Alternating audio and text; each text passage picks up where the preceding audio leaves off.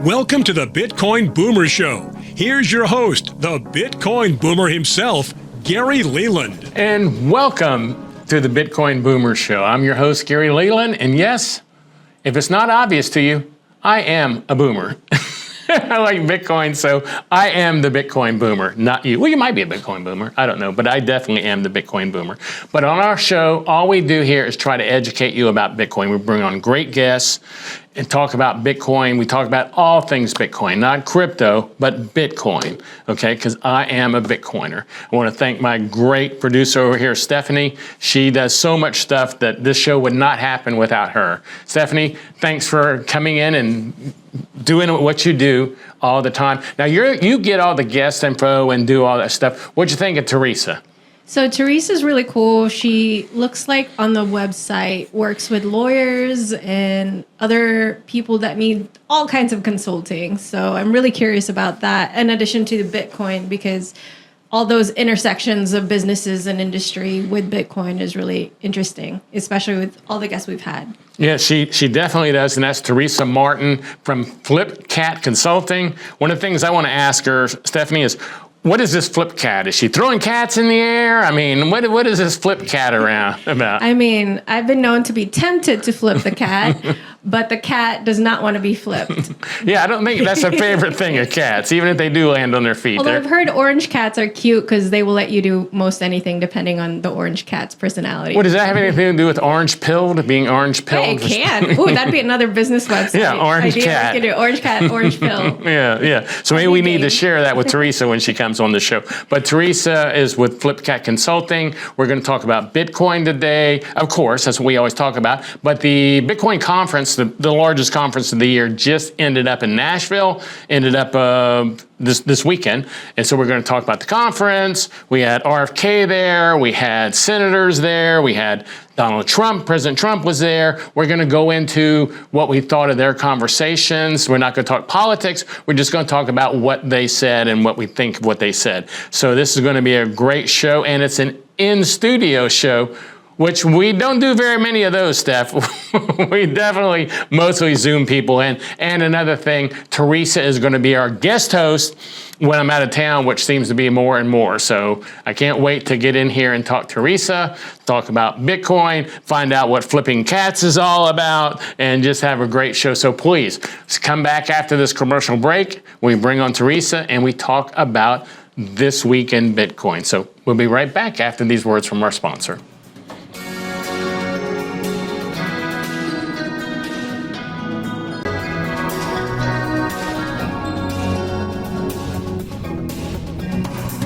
Welcome back to the Bitcoin Boomer Show. As I said earlier, I'm your host, Gary Leland, the Bitcoin Boomer. I do want to let you know this show is not just for boomers. It just happens I'm a boomer. This show is for anyone, and I mean anyone who's interested in Bitcoin. We'll try to bring you great guests, talk about Bitcoin, explain it to you, and hopefully if you watch this show long enough, you will become a semi-expert on Bitcoin and find it interesting and maybe start investigating it on your own. Now today, I have Teresa Martin from Flipcat Consulting.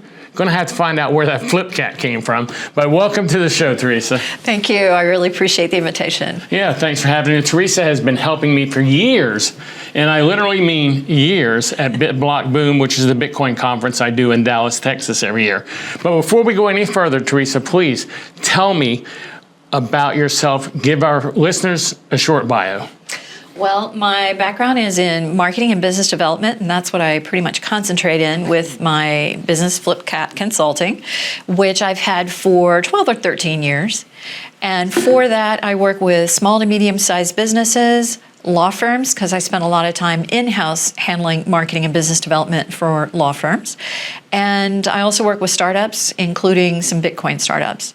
So for them, I help them consider their concepts, large to small, because marketing is a big umbrella. Some people, when you say marketing, think advertising only or social media only, but it's actually the big umbrella with everything underneath it. And if somebody needed help with designing or developing a website, all the way to the big idea of creating a business from scratch and what do you do and how do you get started, I can help them with all of those topics. Well, that's a lot to get into there. So let's get into some points of your company you didn't cover. First of all, is there something like a club of people who flip cats in the air? Is that where the flip cat consulting comes from? Because it looks like you're flipping a cat around there in your logo there. So what's the scoop on that? Well, the legend is that cats always land on their feet. They don't actually, but most of the time they do. It depends on the height. It's a long story. But with the concept that cats always land on their feet, and I like cats, but I only have one. I'm not crazy. Not a cat lady. No. When considering my business and thinking about my friends in 2007 and 2008, several of whom had been laid off or weren't getting the jobs that they wanted, I started thinking about how I would like to help them because I've always managed to be the glue. I have a friend over here and a friend there, and I want to introduce them. So part of that made me think about my life and how I've always landed on my feet. So I want to help businesses and their ideas land on their feet. And where that really comes from is when I was age 5, I almost drowned. And when I was 14, I almost died from carbon monoxide poisoning. I have been held up at gunpoint to my head, knife point. So I feel like I've gotten out of those situations. I've landed on my feet. So it's time for me to give back to others. Well, let's start staying out of the last two situations, Yes. the gunpoint and the knife point. Yeah, the other ones were bad enough, but let's stay out of those situations for sure. Now, a couple things you didn't go over, which I do want to make sure people aware. You do Frisco Bitcoin, Yes. which is a luncheon every week, I believe. So where can people find out about that real quick, and what's the scoop? That is the Frisco Bitcoin meetup, and I'm a co-founder with Don Pedro, and we came into the idea of doing that thanks to you, because we were at a prayer breakfast together that Jimmy Song put on at BitBlock Boom, I believe in 2021, and subsequent to that, we decided to, because we both live near each other in Plano and Frisco, so we are the co-founders of Frisco Bitcoin Meetup, which you can find on Meetup page.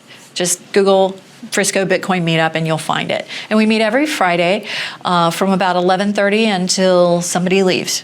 And you have a great barbecue restaurant that has Yes. great barbecue, and I've been, and you have a good crowd there every week. So on that, and also you also consult with people, like I know you're working with CAR, with Pleb Labs and stuff like that. So you're also consulting with, I guess, startups. That's kind of what you talked about earlier, I guess. Yeah. So Carr and I also met at that same prayer breakfast. So again, that kind of comes back to thank you, Gary Leland, for BitBlock Boom. Carr and I have stayed in touch over the last few years, and I've gone down and always supported the Austin Bitcoin Club because it's a wonderful group of people. It's always fun to be down there, good energy. And we stayed in touch, and when he became CEO last year of Pleb Lab. He was one of the 3 founders, but they had a change in the organization and he moved into the CEO role. He reached out to some of his friends and advisors for assistance with the goals that he had in mind, and I happened to be one of the people he reached out to. So I've been helping Pleb Lab for the past year. It has been a lot of work, but a lot of fun, and we have a couple of announcements we'll be making Thursday, well, soon, here in August, at the Austin Bitcoin Club. So look forward to more growth for Pleb Lab. Well, I like Carr. I think Carr gives me credit for orange pilling him, but I don't know that that's true or not. I've heard that too. I think he just says that. Now let me see here. I want to know, what is your orange pill moment? Talking about orange pilling, when did you find out about Bitcoin, or how? That is a very good question because I cannot pinpoint it. It's kind of like when people talk about being saved. Some people can put a pin on it and some people say it came over time. And I would have to say that happened for me with Bitcoin because I was on a journey learning about a lot of things. In my role of trying to help my clients, every fall I would follow the people at the bleeding edge in legal marketing and innovation and growth.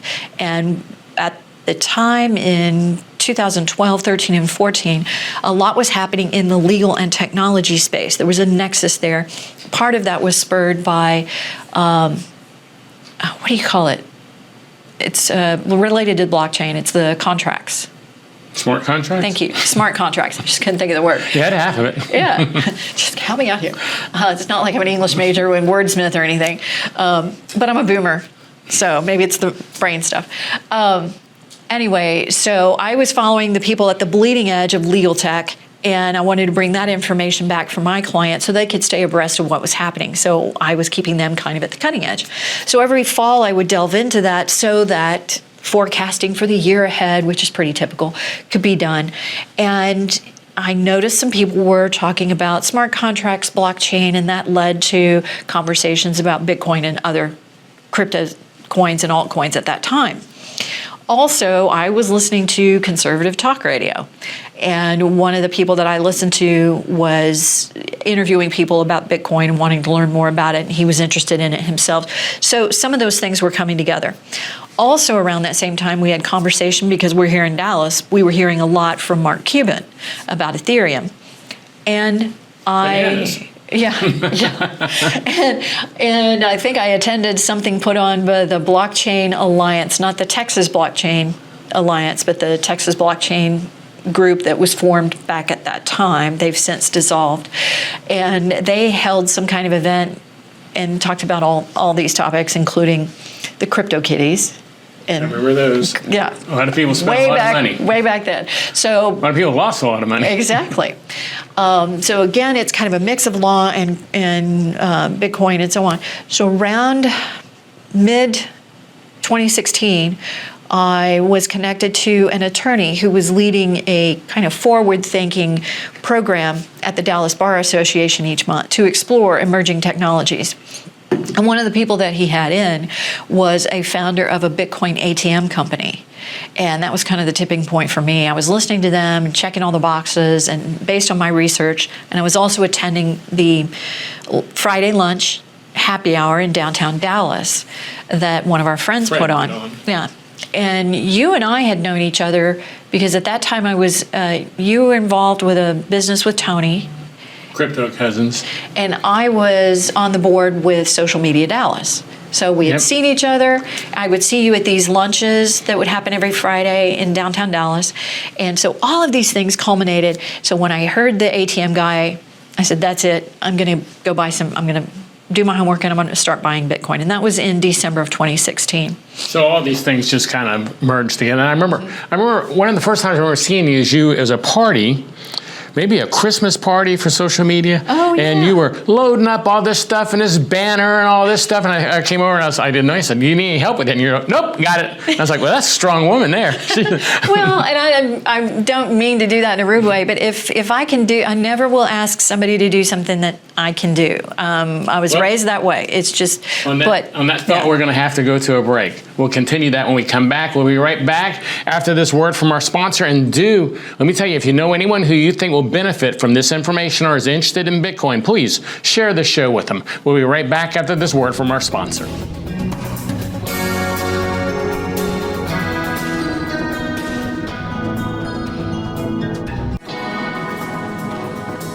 And welcome back to the Bitcoin Boomer Show. Today we're interviewing Teresa Martin, an old Bitcoin friend of mine with Flipcat Consulting. Going to have a contest soon to see who can do the best job of flipping cats. I think we can make that an Olympic sport. Teresa, welcome back to the show. One thing I do like to ask everybody that comes on the show is, in your mind, according to Teresa Martin, what is Bitcoin? I get a lot of different answers on this. I get a lot of the same answer too. But what do you consider Bitcoin to actually be? Considering that you do probably receive some similar answers, or people who go straight to how it is sound money, I'm going to say that it represents a means to better stabilize your future. Okay. Is that you know where the term sound money comes from? I should. Yeah, I didn't know this till last week, and I've been doing this a long time. It's been a while since I read Safedeen's book. Well, sound money is when gold was first was used as coins. Some people would melt the gold down and mix it a little bit to make more gold, to get more gold. And you could tell by the way the gold sounded when it hit the table that it was gold, or whether it was mixed with some other metal. So that's why it was sound money. You could hear the... Well, we're running into that now because our change, quarters, dimes, pennies, they don't sound the same. They definitely... They sound, sometimes, in fact, the pennies sound like those little plastic tokens you used to get in games where you get like a yellow token or to move yourself around the board. Yeah. It sounds like a little plastic token. And old pennies are starting to be worth quite a bit of money. Yes, buckwheat pennies. Yeah. Do you know why the coins have the ridges on them? I should know that. See, these are all interesting facts. Yeah. I'm into weird stuff. I do know about the where they would scrape off a piece of coin. Yeah, that's because they'd scrape off the edges. That's why nickels and pennies don't have ridges. Because for copper and nickel or whatever, they never scraped it off. But on silver coins, dimes, quarters, half dollars, silver dollars, they would scrape off a little bit of the silver. And if you scraped it off 200 silver dollars, you had a silver dollar. But now my question is, I don't know why I was thinking about this yesterday, actually, when I was looking at my change drawer. I saw in my car, I was looking in the console because I couldn't find any cash on me. I left my wallet at home, wanted to get a water. And I'm looking at quarters in there. I'm going, why do these quarters still have ridges on them?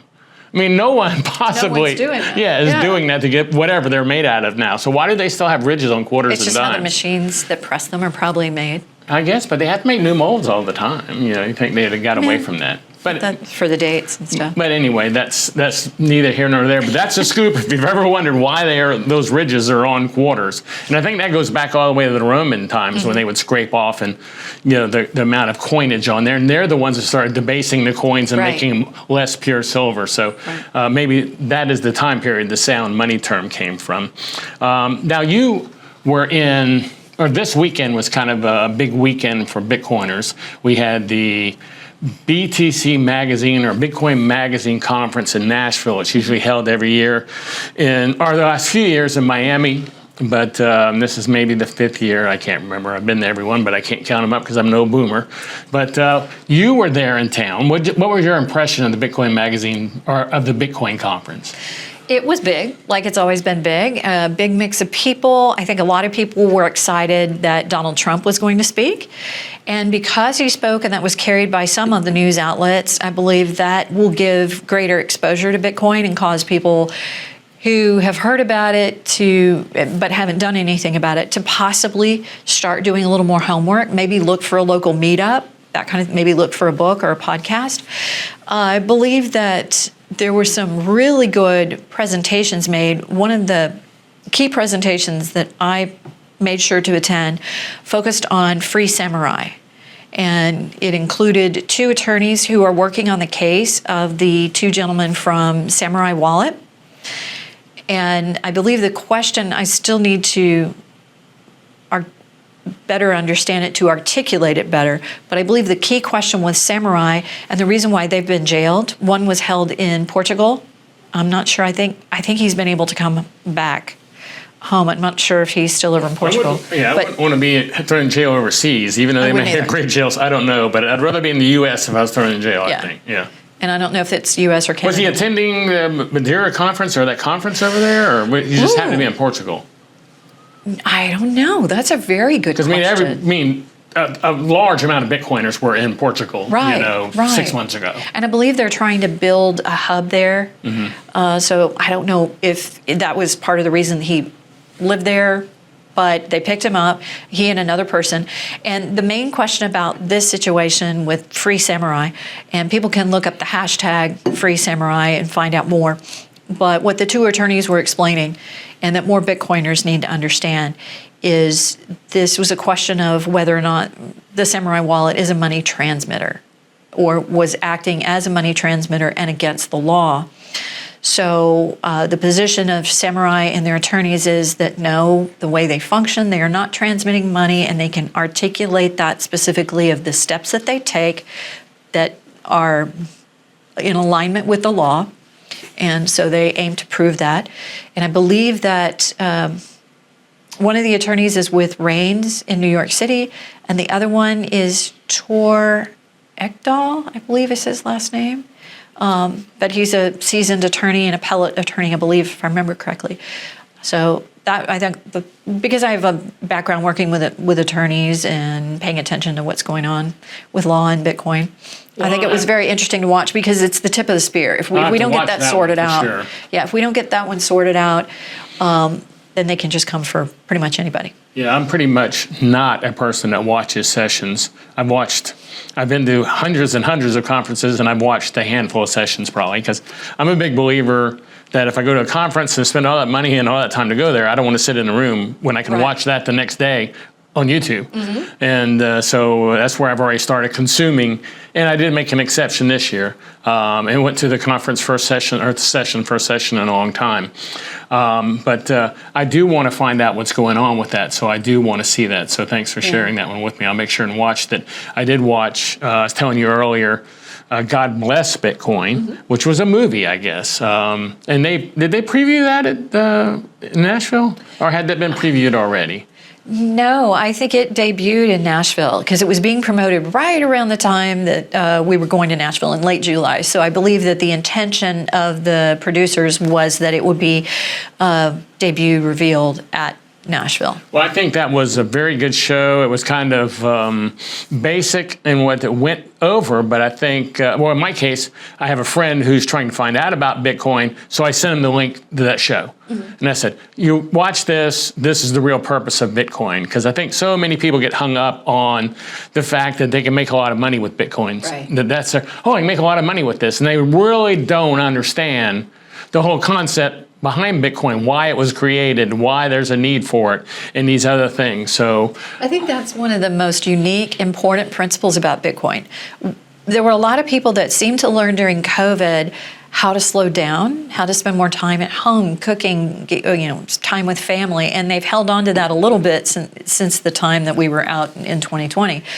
What Bitcoin does, once you begin to understand the technology and what it means, and then you begin to develop what we call a low time preference, that begins to infect everything else you do.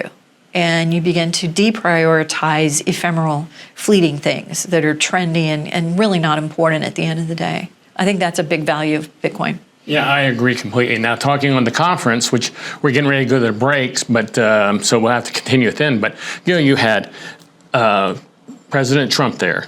You had Vivek Ramaswamy there, who ran for president. You had Senator Lummis there. You had Senator Blackburn there out of Tennessee. I mean, we had a lot of politicians at the national conference. If you'd have told me just 3 years ago that we were going to have, and that's not counting all of them, that's just the ones that I met with in person, except for Trump. But you would have told me 3 years ago, we're going to have this many people, Robert RFK, at the conference saying we need for the country to start buying Bitcoin. I'd have said, oh, you're crazy. It can't happen that quickly.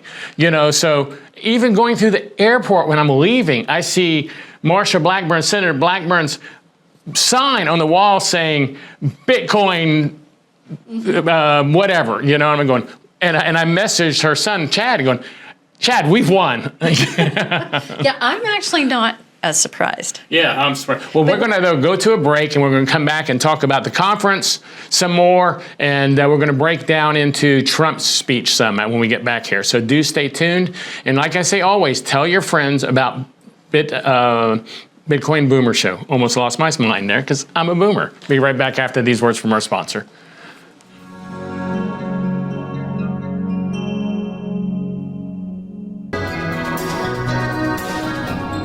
And welcome back to the Bitcoin Boomer Show, the show where we tell you about Bitcoin and I share thoughts with myself and other great guests, which speaking of, I have Teresa Martin from Flipcat Consulting, an old friend joining me today. And we were just talking about before the break, we were talking about the conference in Nashville. I do want to get into the Trump speech because I'm sure that there's a lot to break down there. Whether you like Trump or not is not my point. That I want to talk about, neither on how he acts or doesn't act. I could care less about that in this conversation. My conversation and questions have to do with Bitcoin only, which I think personally, it was a great moment for Bitcoin because, as I told you earlier, my 80-year-old brother during the session texted me, going, I'm watching Trump speak about Bitcoin. I should have been listening to you for a long time, I guess. So a lot of people were made aware that Bitcoin is something besides a thing used for supposedly illegal activities. Right. And a couple of things that he went over that I do want to talk about is a reserve. Now RFK said he wanted to buy 500 Bitcoin a day until we reached as much value in Bitcoin as we have in gold, I believe, if I'm correctly. Trump didn't go that far, but he did want to turn the 250,000 or approximately Bitcoin the U.S. government owns, which is the most owned by any government except China's right behind us. He did want to move that to the National Reserve of the government. What did you think of that thought, first of all? I think it's interesting. First of all, it's just interesting to have, like you said, politicos talking about Bitcoin in a very productive way, in a thought-provoking way about how is America going to approach Bitcoin as opposed to individuals. And then, of course, he left the announcement to Senator Loomis afterwards.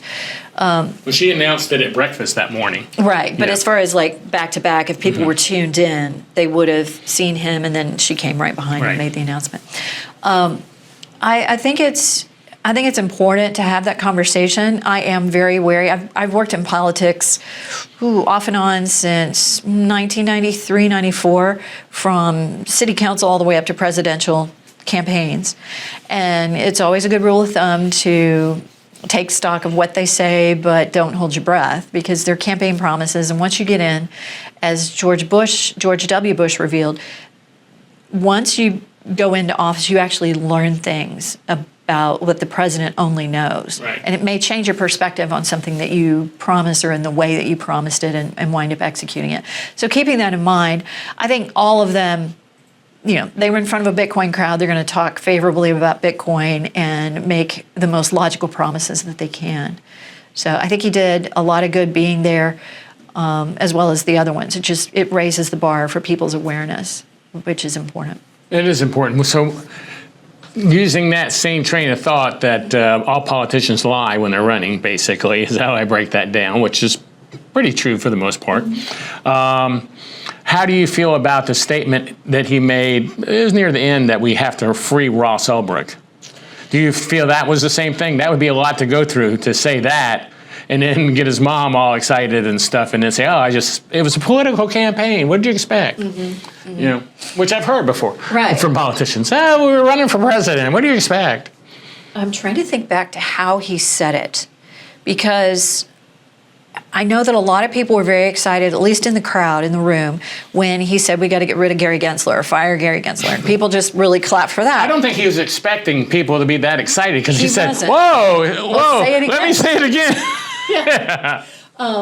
And surprisingly, there were a lot of people in the Bitcoin world, Bitcoin ecosystem, who felt like he should have said more or emphasized more that Ross should be freed. So it was kind of like near the end, and it was just a statement. I wondered if it was a toss away. Yeah, it wasn't like it was a main part of a speech. He's like, okay, here's the bullet points I need to make sure I hit while I'm here. There's a difference between saying, on day one, I will do A, B, and C, versus, and by the way, we ought to do this. No, I thought he said that on day one he would. Okay.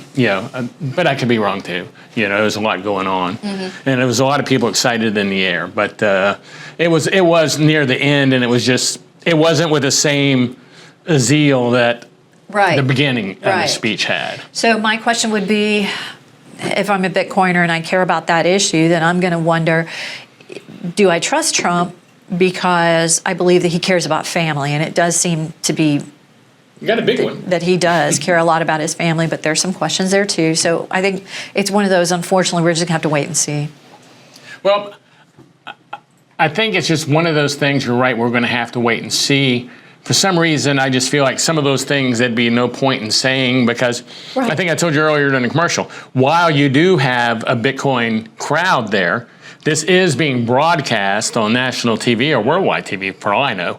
And then you have people who don't know Bitcoin and can be going, well, I don't want to vote for him. He's into the internet magical money. That's a scam. That's a criminals use. That's a pyramid scheme. I bet he would be for a pyramid scheme. That just sounds just like Trump. So I think that could go either way. Right. So let's put it this way. I think at least his advisors must believe in Bitcoin to be telling him to go after that point. That is a very important point. So again, going back to I've participated in politics off and on. So in looking at Trump's approach and speaking about Bitcoin, it does seem like, compared to some of the others who last year came and spoke in Miami, they did seem to be pandering to the crowd, which all politicians do. They do it to a degree of, hey, I see that you're in a black shirt with green trim, so I'm going to tell you that I like people in black shirts with green trim today, whereas tomorrow I might be talking to a different crowd. there's a way to talk about someone's interest because you know that they are farmers or they're in elderly crowd and they're worried about benefits and so on. And there's the flip side of that where you're just pandering and lying just because you want to get a vote and you don't really care. I see some of that when people talk about Bitcoin and they're political or any other topic. But with Trump, like you said, I believe that he does have some good, solid people who have a deep understanding of Bitcoin and its promise and what it can do, advising him. Well, I feel that if Trump, I'm not saying he's orange-pilled, so don't get me wrong, because I don't know anything about him. But if he does have a knowledge of Bitcoin, it came recently, I feel like. And the way he presented himself on the topic was actually pretty good, I thought. He may have had a great teleprompter speech written, I don't know. But he came across as pretty good, except with this crowd, he said crypto a couple of times, Bitcoin and crypto, and that everybody's going to be, you're going to be winning so much, making so much money off your Bitcoin, you're going to be telling me, I don't need any more Bitcoin profits. I mean, which was typical Trump. Exactly. We're going to be winning so much you don't want to win anymore. So, but all in all, I felt like his speech was coming from someone that had a basic understanding, or that's the way I felt, listening to it, rather than saying they don't know what they're even talking about, and because I saw earlier he said, I wanted all the Bitcoin that was created be created in the U.S. instead of mined in the U.S. I saw him taking flack about that. And I'm going, well, that's really kind of a small thing for someone who's new into Bitcoin. Right. So all in all, I thought he presented himself pretty good to the crowd. But like I said, whether it was a great speechwriter or whether he understood any of it, I have no idea. But I think he understood that. I think he understood it enough that he wasn't. I mean, he's pandering. He's going to talk about the topic in front of the crowd, but I don't think it was just a sellout for votes. I think he understands it enough to realize the potential of good that it can do for the country. Well, I think the potential of good it can do for the world, actually, is what we have to get into. But yeah, I think the dollar really, I don't think it's ever going to be backed by gold again. It may never be backed by anything again, right. Because we've done real well without backing it. It's just a matter of it's very important to the U.S. to keep the U.S. currency, the world currency. We get a lot of stuff that people don't realize from that. And there's a lot of people who want to help eliminate that, for sure. So anything we can do to back the value of what we have in this country, which, like gold, no one knows how much gold we have. I mean, really, they don't. They've never audited Fort Knox, but they know how much Bitcoin they have. They can prove that. Right. Maybe that's why people are against it. But we're going to go take a break for our sponsor here, and we'll be right back with more Bitcoin talk right after this break. So I'm going to say this for the third and last time. Share the show with your friends. We want to get more viewers here, and this is good information for everybody to know, because you need to know about something that's going to change the future of the world, and that's what Bitcoin is, in my humble opinion. Be right back after this word from our sponsor.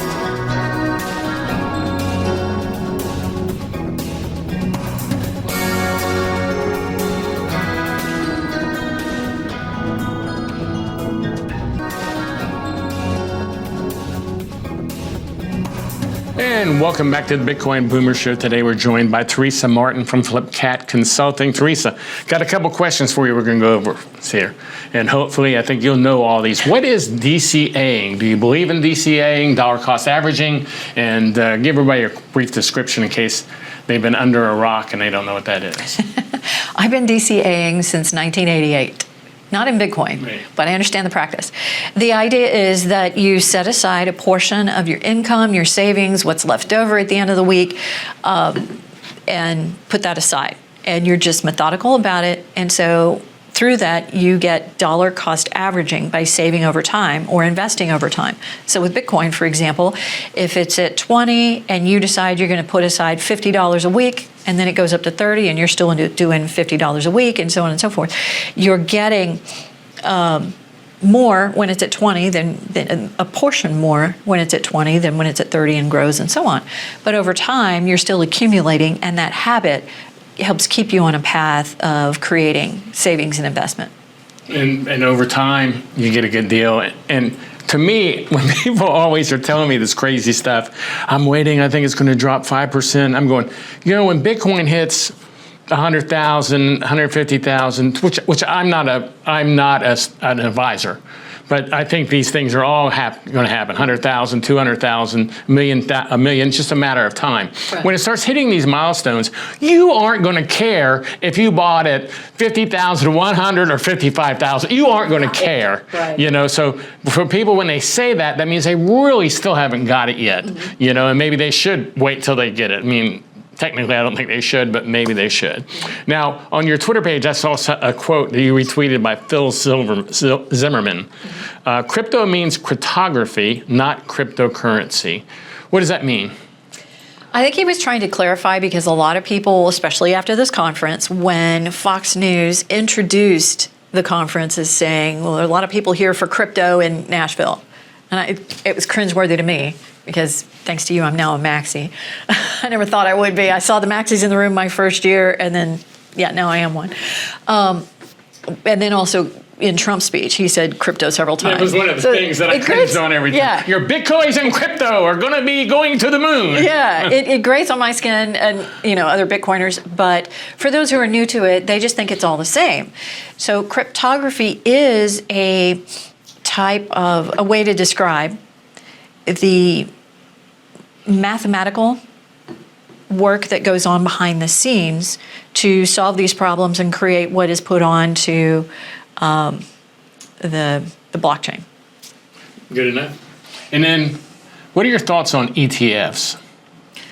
Bitcoin ETFs in particular. Yeah. I'm not talking gold ETFs, talking Bitcoin ETFs. Mm-hmm. Do you have any thoughts on those? Not really, because again, I just buy the coin straight up. However, it may be an entry point. It may be an on-ramp for some people.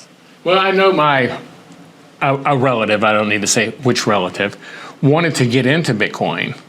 And he told me, he was asking me, this was before the ETFs came out. He said, I think I'm going to buy some ETFs. So just buy some Bitcoin. Right. That was my advice. He goes, well, to buy some, I have to pull it out of my IRAs or whatever, and I'm going to pay 20% capital gain. So I'm already in the hole 20% before I even buy it. Mm-hmm. So I want to buy ETFs. And I said, well, I really never thought about that. Right. Because I never pulled anything out.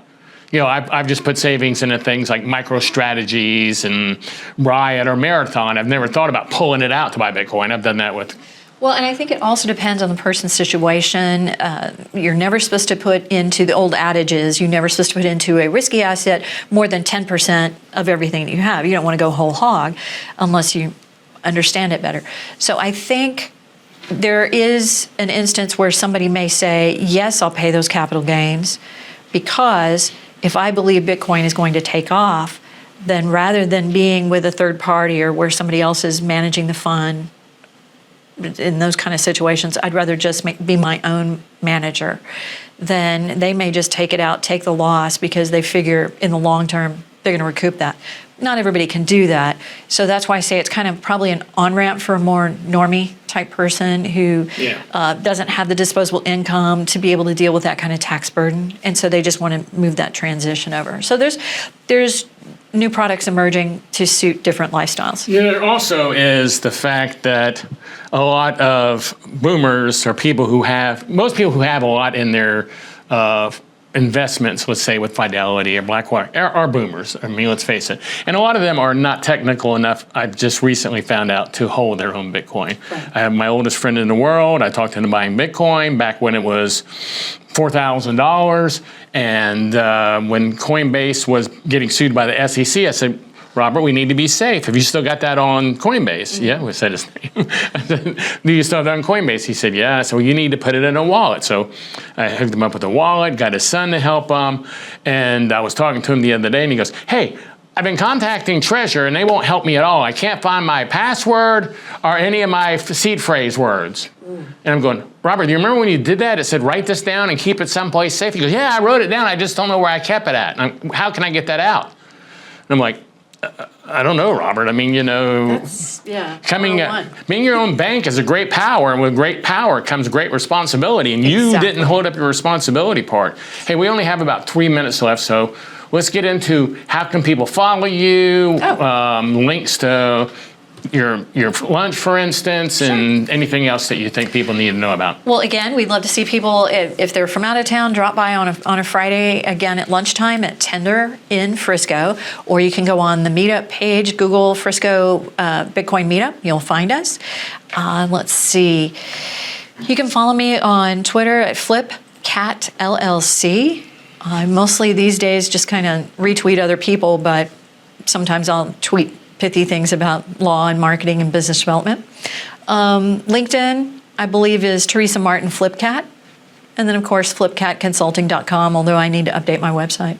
So that's pretty much everything. I'm on Nostr as well, but I don't know my NPub. Neither do I. I know. Neither do I. It's like supercalifragilisticexpialidocious. Yes, I'm the same way. Actually, someone maintains I started my Nostr page, but someone else maintains it for me. Because I don't know why I've had a problem with getting into that and keeping up with that. I think I just have too much to keep up with. It just functions in a little different way. Yeah, I have too much to keep up with. Before we go, because we do have a couple minutes to left, is there, both of us being boomers, I think that's the first time we've had two boomers on the Bitcoin Boomer Show, at least Really? ways in person. Huh. Maybe I'm barely a boomer. Maybe a Zoomer guest, but not in the center here. Oh, before I do that even, I want to let everybody know that Teresa is going to be our co-host or guest host whenever I'm not here, which seems to be happening more and more. We may end up having to get another guest host even. Right, we travel to the same place. Because we are at a lot of the same places. But is there any one thing you can think of that boomers really should be aware of, since we're both boomers, about Bitcoin that maybe we didn't miss, or you're saying this is why it's important to you?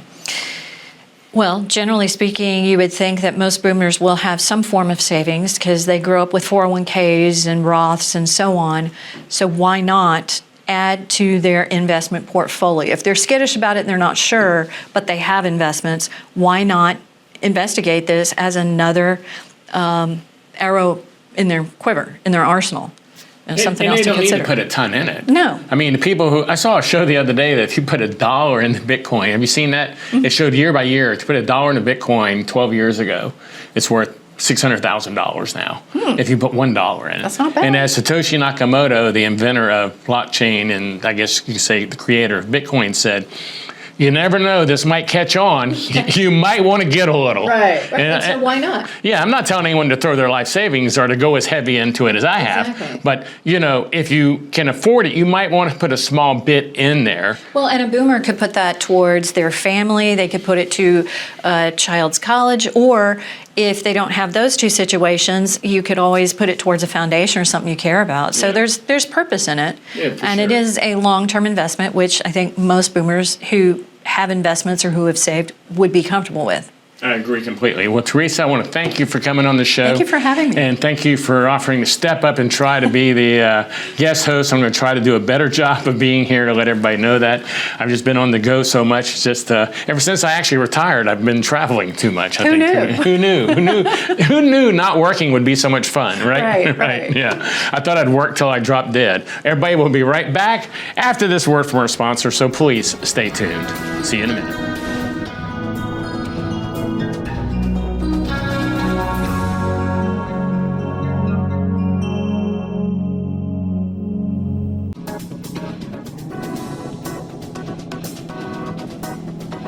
And welcome back to the Bitcoin Boomer Show. I hope you've enjoyed today's show. I really, as I say, this show is just to help educate you, teach you about Bitcoin. I don't have any Bitcoin I want to sell you. I'm not trying to sell you anything. I just want to make sure you learn about Bitcoin because I feel like it's very, very important. I want to thank my great producer, Stephanie, here at the BizTV studios. Stephanie, thank you. And what did you think of our guest today? Teresa was great. I'm looking forward to working with her on the times you want your co-host to step in. I was really excited when I heard that there was a Frisco Plano meetup. Unfortunately, I'm no longer in Frisco and Plano, but I was where my family was. They lived there. But yeah, that's really cool. What do you remember what restaurant or anywhere? I sure do, and yeah, it's a shame you don't live there anymore because it is a great barbecue. I've been, I don't know how many times, but I know I've been. It has a great crowd there. It's a Tender barbecue restaurant, I believe, up in Frisco, and they have got great barbecue. I can tell you that right now. But most Texas barbecue is pretty good compared to the rest of the world. That's one thing that all people want come here want to get some great Texas barbecue while they're here. I also want to make sure that everybody knows about the meetup I do, meetup.com/BitBlock Boom. We do a barbecue ourselves once a month though. So do go to meetup.com/BitBlock Boom and check that out. And I want to make sure you know about my book that I helped co-write, Bitcoin and the American Dream. 8 of us got together and wrote that book. Now, something we did forget to go over with Teresa was that she has a new site coming out, bitcoineditors.com, where she works with book editors or writing books about Bitcoin. Too bad I didn't have her to help with this book. That probably made things a lot easier, but do check out her page, bitcoineditors.com. And I want to really make sure you're familiar with my conference. I've been doing the BitBlock Boom conference. This will be our 8th year. That's right. 8 years of Bitcoin conferences coming up this April in McKinney, Texas. So do go to bitblockboom.com, get your tickets. They go up at the end of every month, so they're getting ready to go up tomorrow. So do check out bitblockboom.com. You will definitely enjoy it. That's why we've been running for 8 years. People do enjoy it. And follow me on Twitter at twitter.com/Gary Leland. That's twitter.com/Gary Leland. And one last link for you, and that's satscardshop.com. Satscardshop.com, the place to buy Sats cards. You'll see what they are when you get to the site because I'm running out of time. So until next week, this is Gary Leland, the Bitcoin Boomer, saying stack those Sats. See you later.